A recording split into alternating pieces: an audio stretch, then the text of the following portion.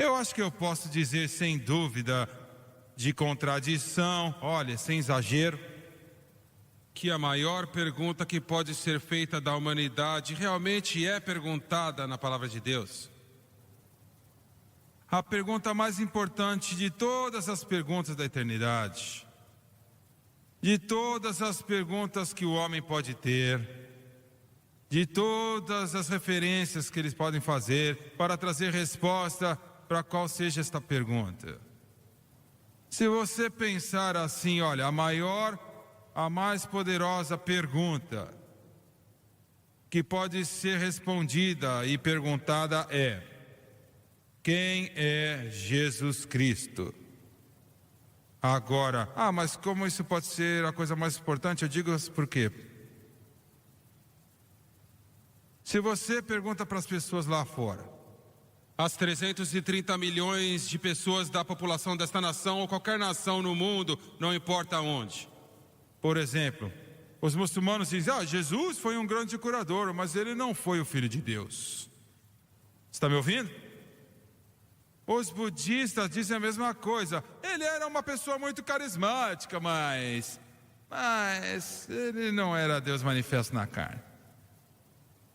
Os confucianos dizem a mesma coisa. Ele tinha uma grande ética, mas Filho de Deus, não. E os milhões aqui nesta terra que é referida a uma nação cristã, e senhor presidente, esta é uma nação cristã mais do que islâmica.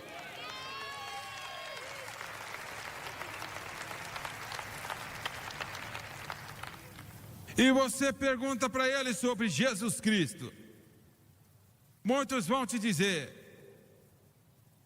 ele foi um grande homem. Sim, eu creio que realmente ele viveu. Ele era um curador, um feitor de milagres e um homem carismático. Mas Filho de Deus, não sei não, viu? Porque se eles respondessem, ele é o Filho de Deus, então eles tinham que responder para ele.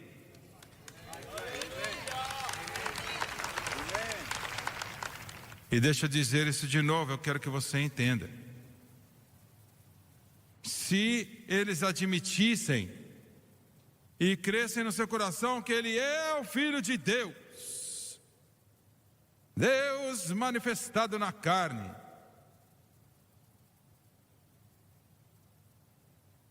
e se eles admitissem isso, eles tinham que admitir que tudo que ele disse estava certo. Tudo que ele falou sobre os céus estava certo. Tudo que ele falou sobre o inferno estava certo. Tudo que ele falou sobre o julgamento é certo. E eles tinham que admitir que ele é o nosso Salvador hoje. E ele será o nosso juiz amanhã.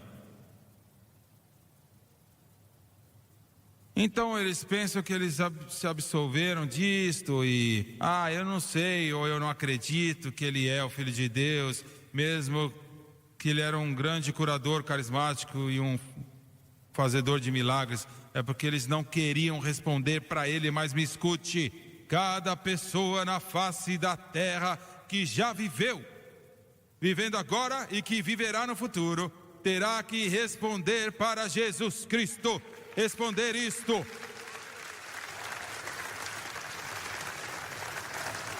como eu falei um momento atrás, você vai ter que responder para ele hoje se ele é o seu Salvador, ou você vai responder para ele amanhã como o seu juiz. Mas responder para ele, todos nós vamos.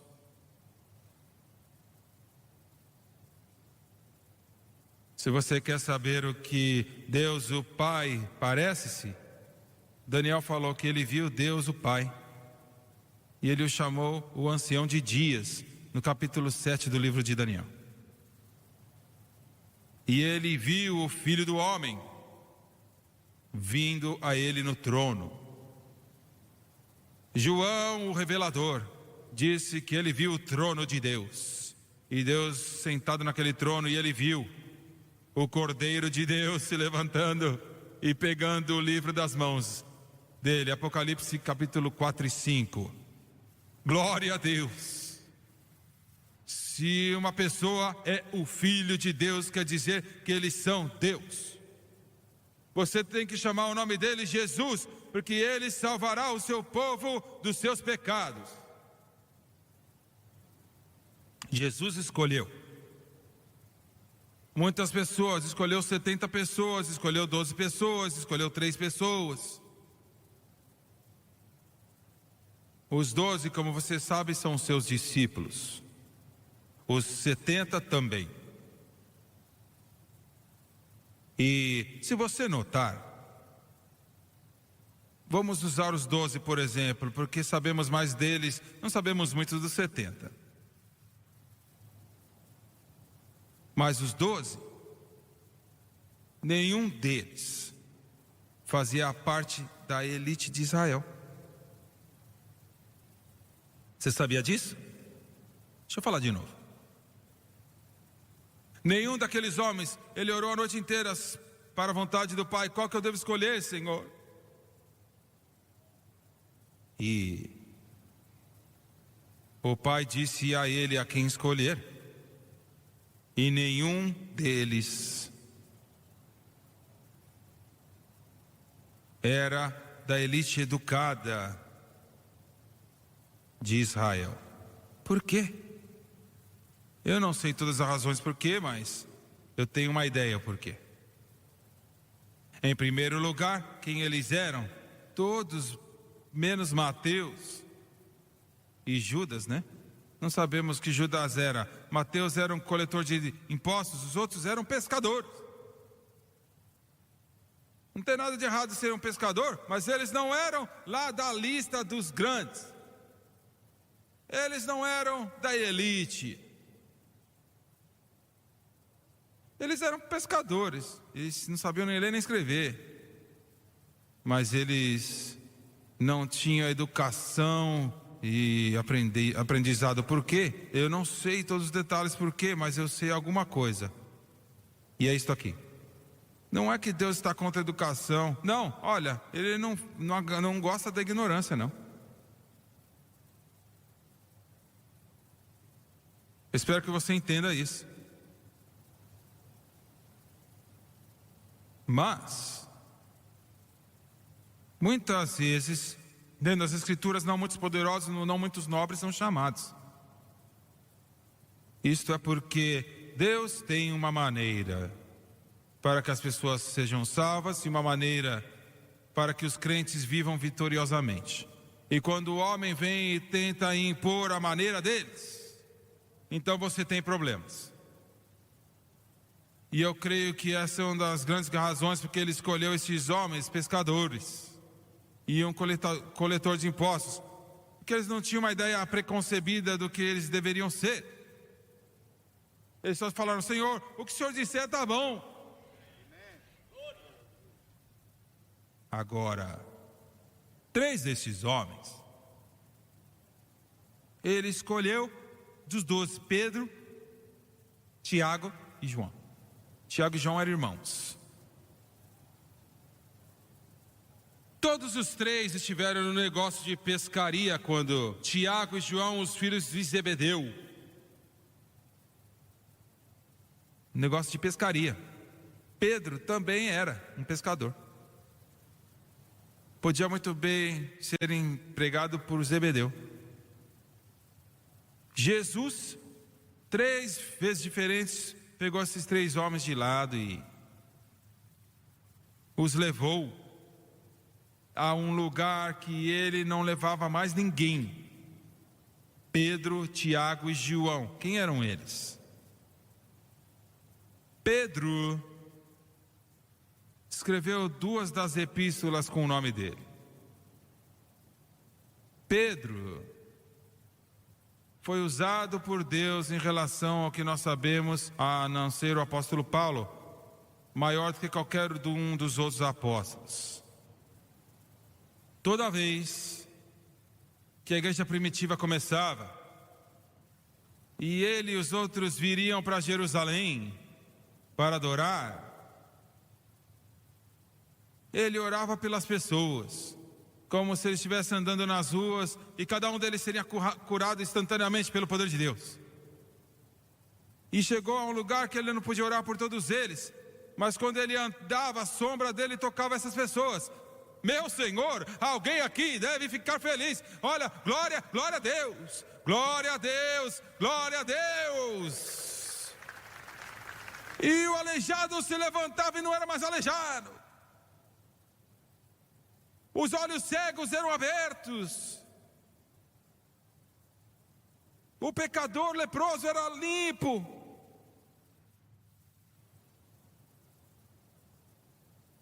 Eu já te falei isto 3 vezes, e por que fala 10, né? Quando nós chegamos na televisão, lá em Israel, tivemos que ir para lá. Eles queriam dar um tempo para outra pessoa, né? Para uma outra programação. E o escritório desse sistema de cabo maior em Israel, lá, 1 milhão de casas. É do lado do mar Mediterrâneo. E é lindo. Olha, alguns pés estão lá as águas do mar Mediterrâneo. E eles tinham se movido para este prédio um dia antes. E o nosso tempo da nossa entrevista, tínhamos meia hora extra. Então eu pedi para o irmão: você pode me dizer onde que é a casa de Simão, onde Pedro estava orando lá em cima daquela casa? Lógico que aquela casa já foi embora, né? E outras casas já estavam lá. Ah, sim, sabemos exatamente onde é que era. E fomos lá.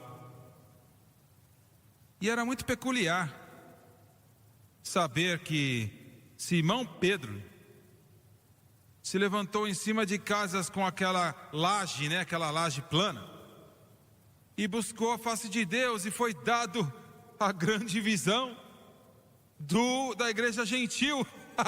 Glória a Deus, aleluia.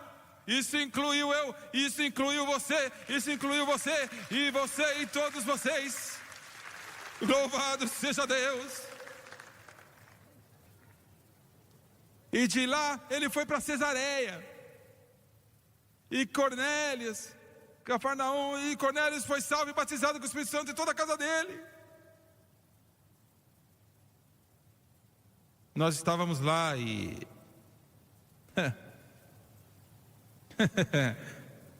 estávamos lá, alguns pés no Mediterrâneo, e um monte de pessoas ao nosso redor. Ô, irmão Swegert. Eu falei: sim. Você está no turismo aqui? Eu falei: não, estou não. O que você está fazendo aqui então? Eu só estou aqui, ué. E eu falei: estamos aqui para entrar na televisão. Podemos tirar algumas fotos? Eu falei: sim, vai em frente. Se você olhar atentamente, talvez você veja Simão Pedro aqui em algum lugar. Alguns minutos depois, estávamos nos escritórios daqueles homens, e tivemos uma ajuda excelente lá, que eu não vou entrar em detalhes, mas eu estava pensando, estava sentado lá. Pedro foi dito pelo Senhor para ir para os gentios. E o Senhor disse para nós, para ir para os judeus. Aleluia, aleluia, aleluia.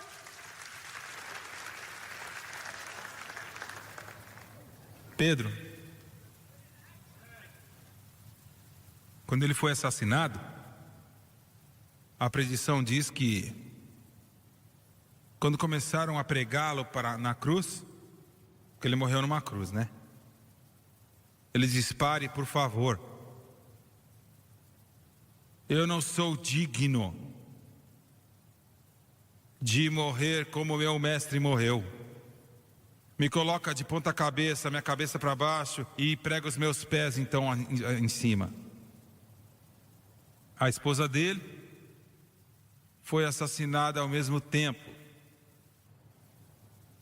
E a tradição diz que ele falou para ela, quando ele estava morrendo e quando ela estava morrendo: lembre-se do Senhor, lembre-se do Senhor, lembre-se do Senhor. Tiago, não sabemos muito dele.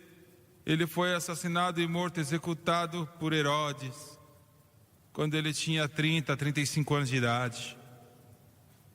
O seu irmão João foi o único dos 12 que morreu uma morte natural. João. Ele escreveu o livro que tem o nome dele, o Evangelho de acordo com João. Ele escreveu 1ª, 2ª e 3ª epístolas de João. E ele escreveu o grande livro de Apocalipse, que fecha os canônicos da Escritura. Eu, João, estava em espírito no dia do Senhor. E eu vi em Jerusalém, Nova Jerusalém descendo, comparado como uma noiva adornada para o seu casamento. Glória a Deus, e ao Cordeiro para sempre.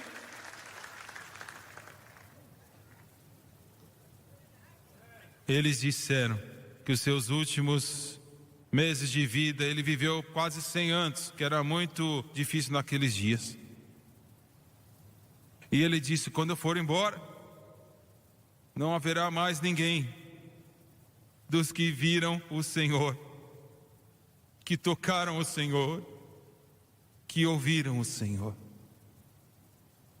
Jesus pegou esses 3. Na primeira ocasião, foi no lar de Jairo, o líder da sinagoga. O coral canta sobre isso, cantou a semana passada sobre isso. Essa menininha, a filha de Jairo, 12 anos de idade. A morte é uma coisa terrível. Mas a morte de uma criança é 10 vezes pior, porque a vida dela é cortada. E Jairo tentou chegar-se a Jesus, porque ele sabia que Jesus tinha acabado de voltar de Gadareno. Quando ele falou, chegou: vem e ore pela minha filha, ela está ao ponto da morte. Mas você sabe a história, a mulher que tocou lá as orlas de Jesus. E Jesus parou e parou, e Jairo não falou nada. Mas ele estava pensando: oh meu Senhor, eu quero ver essa mulher curada, mas se ele não correr, a minha filha vai morrer. E um servo veio e falou: não se preocupa, não perturbe o mestre mais. Olha, a sua filha acabou de morrer. Eu posso imaginar a dor e o coração de Jairo. A sua filha de 12 anos, sua filhinha, ela está morta.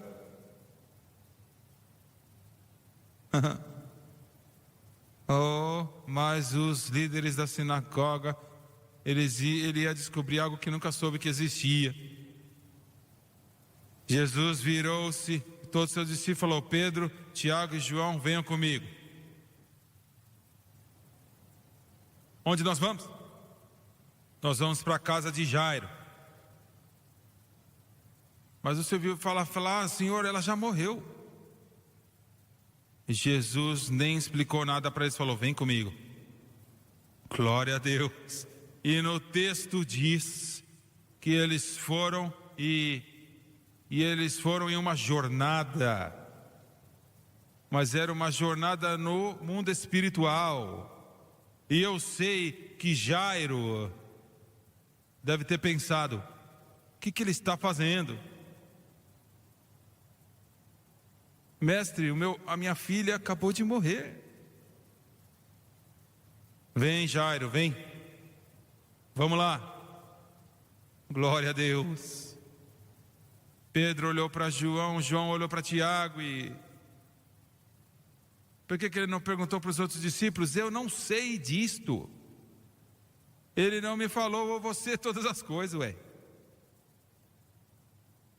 Mas ele viu algo nestes 3 homens que não era residente nos outros. E ele pegava eles e levava eles um pouquinho mais perto dele. Um pouco mais. E eu posso ver, Tiago, eles não aprenderam, não me perguntem de nada. Só faz o que ele diz para fazer. Seja o que ele te dizer para fazer, faça. Glória a Deus.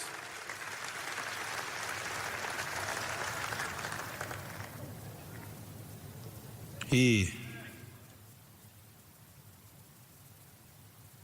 quando a senhora Jairo olhou na porta, quebrada e destrilhaçada e quase destruída e quase desmaiando de tristeza, ela vê o marido dela vindo com Pedro, Tiago e João e com Jesus. Alguém disse que a senhora Jairo, quem é? E ela falou, eu não sei, mas eu acho. There's a promise coming down that dusty road. From holy hands, healing power flows.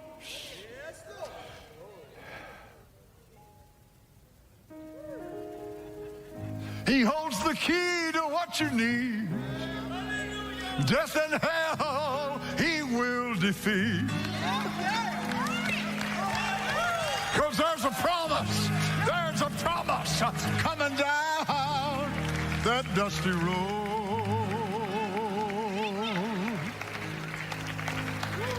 Wonder turned to laughter when the Lord began to speak and said, Mrs. Jairus, your daughter's not dead, only asleep. Then he turned toward the skeptics and told them, go on home. Leave me and death right here alone. Glory to God. Glory to God. I'm going to show him who's boss. I'm going to show him who's right.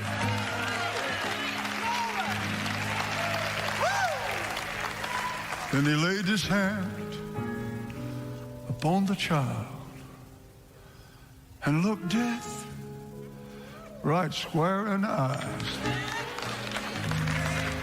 And I can tell you who blinked first. And said, all power. All power. Do you hear that? All power. Do you hear it, Satan? All power. Do you hear it, demons? All power. Heaven and earth is given unto me. Then with a voice sounded like thunder,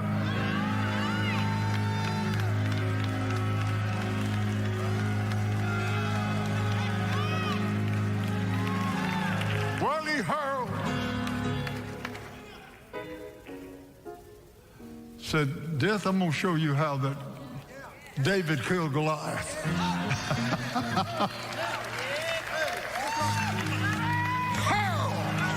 Death asunder.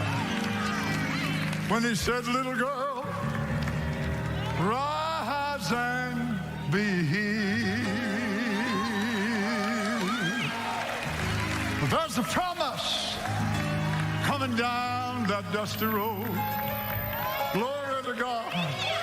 Holy hands, healing virtue flows. He's got the key to what you need. It'll unlock any lock. Death and hell, he will defeat. Because there's a promise coming down that dusty road. Glória a Deus. Glória a Deus. Deixa eu te dizer uma coisa. Esta promessa está vindo para você também. Esta promessa está vindo para você. Esta promessa está vindo para você. Well, there's a promise coming down that dusty road. Holy hands, healing virtue flow. He holds the key to what you need. Death and hell he will defeat. 'Cause there's a promise coming down that dusty road. One more time. There's a promise coming down that dusty road. From the holy hands, healing virtue flow. He holds the key to what you need. Death and hell he will defeat. 'Cause there's a promise coming down that dusty road.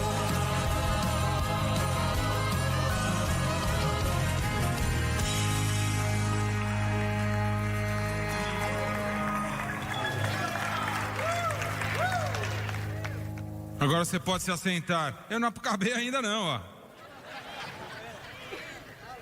Por que ele pegou Pedro, Tiago e João e não os outros? Eu não posso responder isso aí para você, tá? Eu vou perguntar quando eu chegar na glória. E provavelmente ele vai me dizer, não é da sua conta.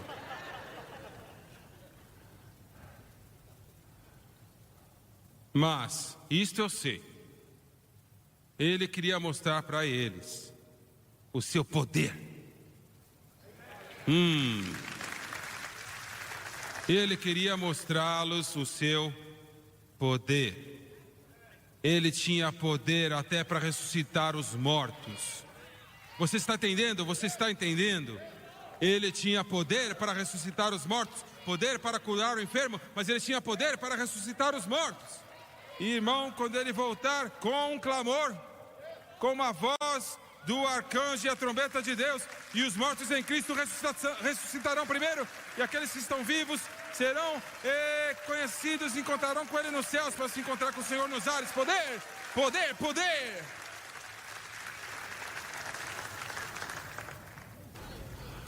Oh, the power, the power.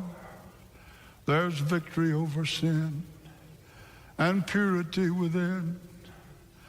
Oh, the power, the power, the power that fell at Pentecost. Agora, número 2. Alguns minutos mais. Eu só vou acabar quando eu acabar. O Monte da Transfiguração. Ele levou Pedro, Tiago e João. Isso foi um pouquinho depois, no ano seguinte. E no Monte da Transfiguração, de repente, Pedro, Tiago e João viram Moisés e Elias. O que você faria se você entrasse na sua casa depois do culto hoje?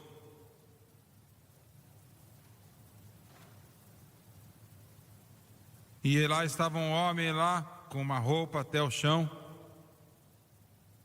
e um outro que: quem são vocês? Eu sou Moisés. Eu sou Elias. Mas não dê risada disso não, porque isso é exatamente o que vai acontecer quando você chegar na glória.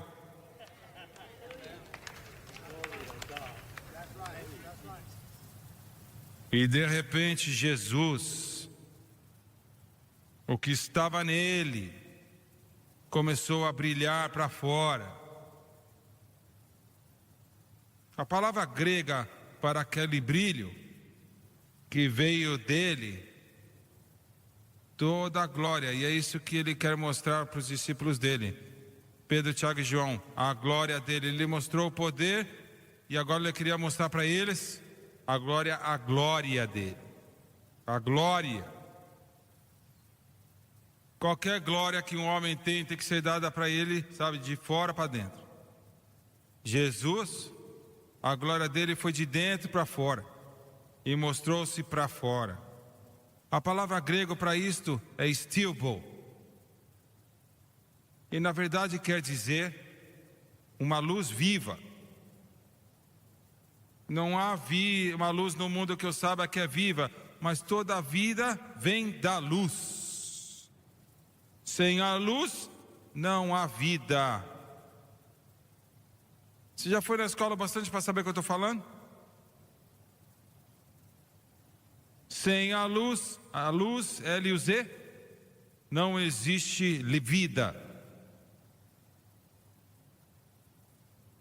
Jesus falou: sou o caminho, a verdade e a vida, e esta vida vem da sua luz que está nele. É uma luz viva. Não existe a luz viva que eu saiba, sei lá. Alguns de vocês químicos aqui, alguns de vocês bioquímicos, físicos, tenta falar isso aí, físicos. Vocês devem saber sobre uma vida na luz, mas a única luz na vida que existe é aquela que está no Senhor Jesus Cristo. Quando eu fui batizado com o Espírito Santo como menino, sei lá, 8 anos ou 9 anos de idade, foi uma oração, uma reunião de manhã lá em Faraday, Louisiana. Havia razão porque eu estou falando isso, porque de repente, quando eu comecei a falar em outras línguas, havia luz, como uma piscina de luz, que eu podia tocá-la. E era como uma luz líquida. Eu nunca ouvi de luz líquida na minha vida. Eu não sei se isso existe, mas era uma luz líquida que estava sendo mostrada em mim naquela manhã. Era como se fosse líquida, uma luz líquida. Ah, você podia sentir? Não. Mas parecia como se era líquida. E descansou em mim. E foi semanas eu não falava mais inglês, eu só falava em línguas por semanas. E glória a Deus, Jesus estava mostrando para os seus 3 discípulos a sua glória. Quando eles viram aquilo, eles caíram, começaram a adorá-lo e corretamente. E Pedro, ó, Senhor, vamos fazer 3 tabernáculos, um para você, um para Moisés e um para Elias. E ouvi uma voz que veio dos céus e falou: não, Pedro, é o meu filho, não coloca ninguém na plataforma com ele não. Olha, como maravilhoso Moisés e Elias são, não coloca ninguém no nível do Rei dos Reis e Senhor dos Senhores, o Deus, Filho do Deus vivo, o mais belo de milhares, a estrela da manhã. Agora, o que é glória? O que é a glória? Eu me lembro a primeira vez, eu tive o privilégio de conhecer o presidente Reagan, quando ele estava na Casa Branca.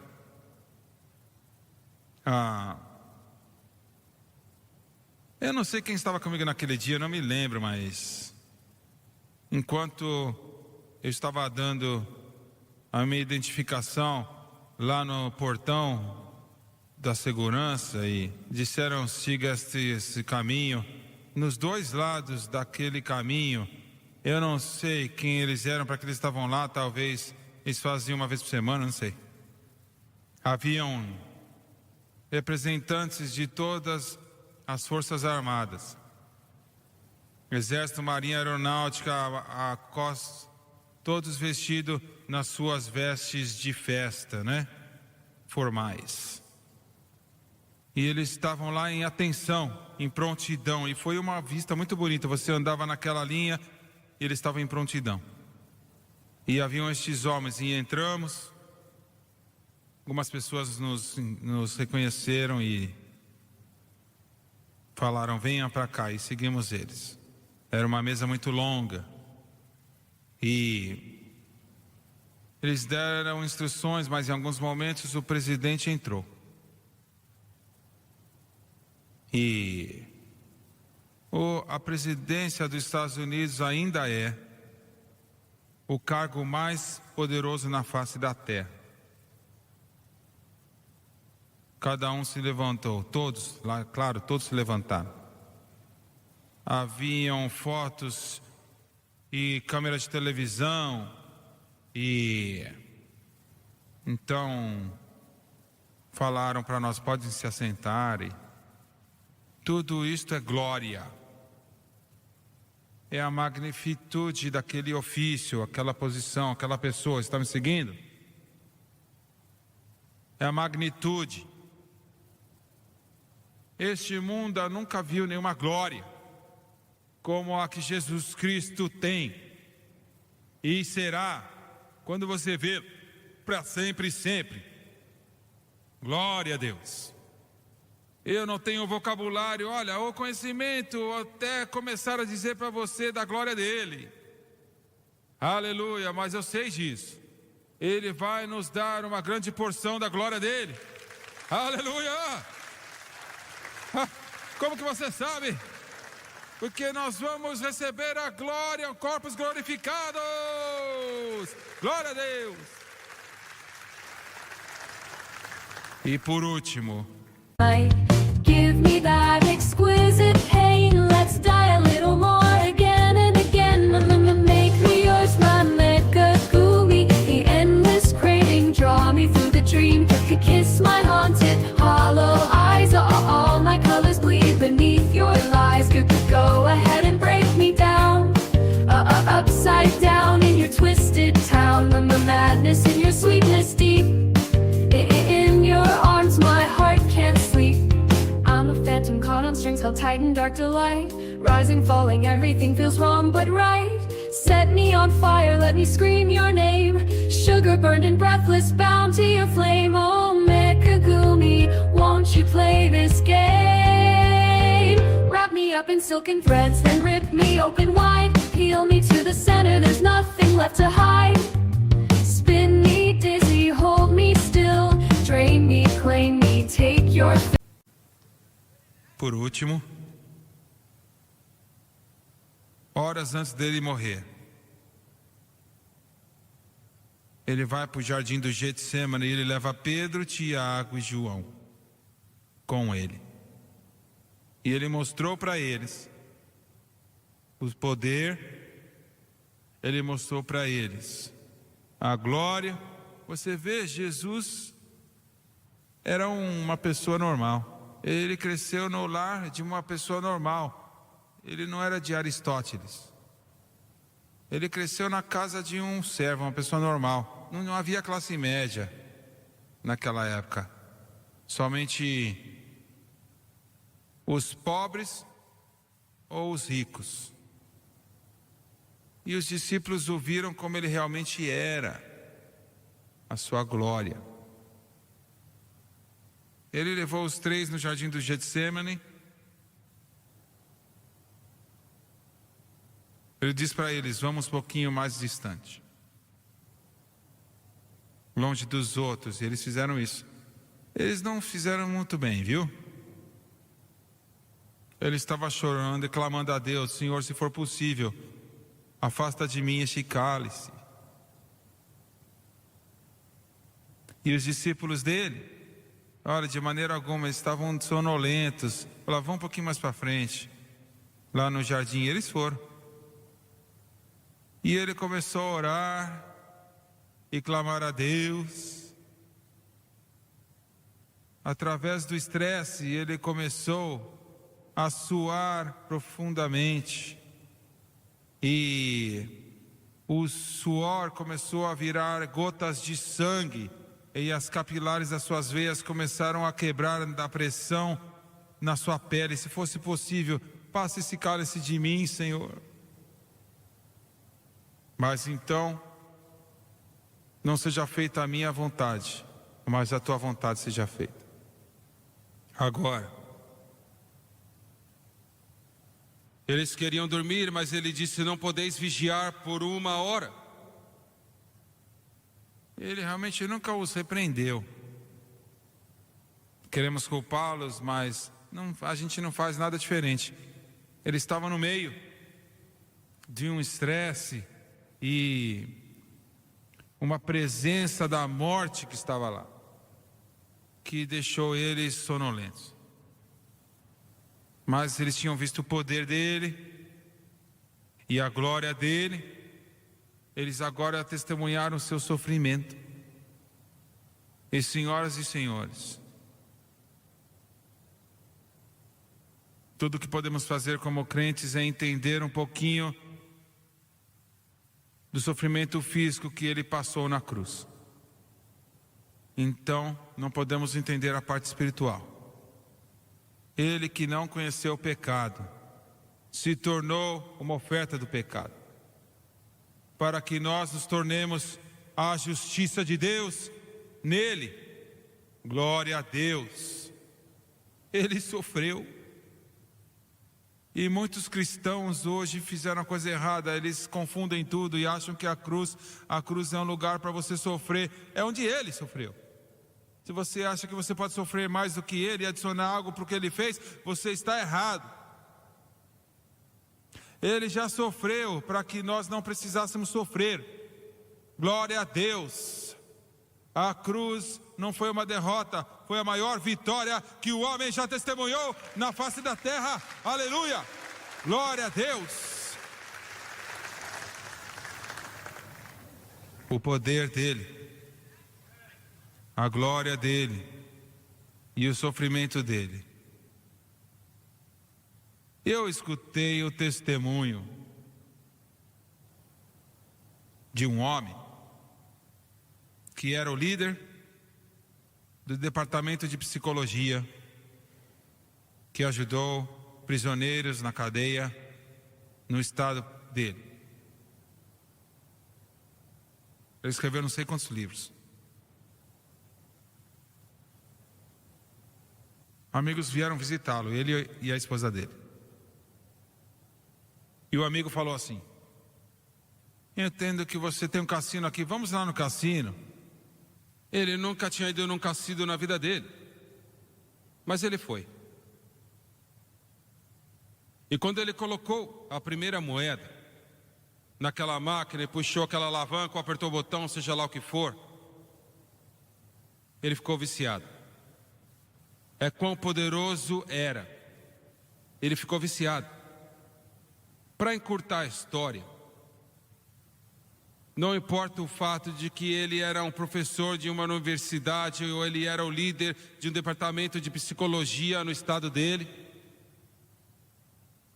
Não importa o fato de que ele tinha um doutorado na psicologia. Ele jogatinou a sua casa, seu carro, perdeu seu emprego, tudo que ele tinha. E ele dirigiu e bateu numa árvore. E ele disse: eu vou cometer um suicídio, eu não aguento mais. Então ele abriu aquele porta-luvas e tinha um revólver 38, mas não estava lá. E ele foi para casa e falou para a esposa dele: você tirou aquela arma lá do meu porta-luvas no carro? E ela falou: sim. Ela falou: eu peguei e vendi para pagar a conta de luz. Ele falou: bem, você salvou minha vida. Ela falou: o que você quer dizer? Ele falou: eu não aguento essa vida mais. Eu não aguento essa vida mais. Você vê, mas a inteligência pobre clamando que é muito esperta, professando serem sábios, eles se tornaram nécios. E quando o doutor, qual é o nome dele? Aquele doutor que está correndo para presidente lá? Obrigado, meu amigo. Eles não sabiam aqui, ó. Dr. Carson, quando ele diz no seu livro, eu escutei, eu não li, mas eu escutei, que ele tinha problemas com temperamento e ele entendeu que ele ia destruir a vida dele. E ele foi para um quarto lá na casa dele e ficou lá por 3 horas. Falou: Senhor, o senhor tem que me ajudar. E eles estão zombando dele, sabe, isso é ridículo. Ai, eu queria dizer o que eu quero dizer. A idiotice, olha, a grosseria, a estupidez, olha a coisa horrível que eles falam mal do Evangelho de Jesus Cristo. Ele pode mudar a vida de um homem, o coração e a alma e o espírito.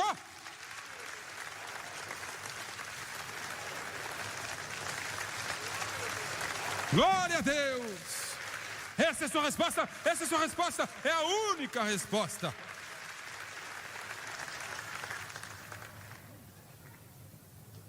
E ele voltou para o carro dele, o psicólogo, e dirigiu lá no mesmo lugar que ele ia colocar a arma na cabeça dele. Saiu do carro e ele tinha zombado de Deus, zombado dos milagres. Mas quando sua costas está contra a parede e você não tem mais nenhuma pessoa para te ajudar, Tell it to Jesus. Tell it to Jesus. His is. Cristo. Well, there's a new name written down in glory.